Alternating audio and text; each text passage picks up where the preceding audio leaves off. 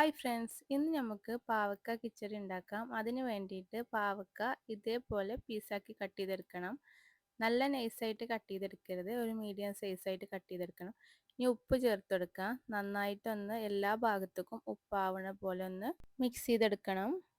PAN ചൂടായി വരുമ്പോൾ വെളിച്ചെണ്ണ ഒഴിച്ചു കൊടുക്കാം. ഓയിൽ ചൂടായി വരുമ്പോൾ ഇതിലേക്ക് പാവക്ക ചേർത്ത് കൊടുക്കാം. പാവക്ക നന്നായിട്ട് വറുത്തെടുക്കണം, കരിഞ്ഞു പോകരുത്. ഇപ്പോൾ പാവക്ക ഇതാ റെഡി ആയിട്ടുണ്ട്. ഇനി ഇത് നമുക്ക് എണ്ണയിൽ നിന്ന് മാറ്റാം.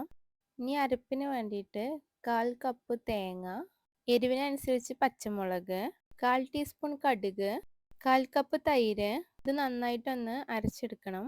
അരച്ചെടുത്തിട്ടുണ്ട്. ഇനി ഒരു പാത്രത്തിലേക്ക് 1/2 കപ്പ് തൈര് എടുക്കാം. അരച്ചു വെച്ച ആ തേങ്ങൻ്റെ മിക്സില്ലേ, അത് ചേർത്ത് കൊടുക്കാം. ഇനി നന്നായിട്ടൊന്ന് മിക്സ് ചെയ്തെടുക്കണം രണ്ടും കൂടെ. ആവശ്യമെങ്കിൽ മാത്രം കുറച്ച് ഉപ്പ് ചേർത്ത് കൊടുക്കുക. നമ്മൾ പാവക്ക ഫ്രൈ ചെയ്തപ്പോൾ ഉപ്പ് ചേർത്ത് കൊടുത്തിട്ടുണ്ട്, അതിനനുസരിച്ച് ചേർത്ത് കൊടുക്കുക ഉപ്പ്. ഇനി കടുക് പൊട്ടിച്ച് ചേർക്കാം. വെളിച്ചെണ്ണ ചൂടായി വരുമ്പോൾ കടുക് ചേർത്ത് കൊടുക്കാം. കറിവേപ്പില ചേർത്ത് കൊടുക്കുക. ഉണക്കമുളക് അതും ചേർത്ത് കൊടുത്തിട്ട് ഇതെല്ലാം കൂടെ നമ്മൾ മിക്സ് ചെയ്ത് വെച്ച ആ തൈരിൻ്റെ മിക്സില്ലേ, അതിലേക്ക് ചേർത്ത് കൊടുക്കുക. നന്നായിട്ടൊന്ന് ഇളക്കി മിക്സ് ചെയ്തെടുക്കണം. ഇനി ഇതിലേക്ക് ഫ്രൈ ചെയ്ത് വെച്ച പാവക്ക ചേർത്ത് കൊടുക്കാം. നന്നായിട്ടൊന്ന് ഇളക്കി മിക്സ് ചെയ്തെടുക്കുക. അപ്പം നല്ല ടേസ്റ്റി ആയിട്ടുള്ള പാവക്ക കിച്ചടി റെഡി ആയിട്ടുണ്ട്.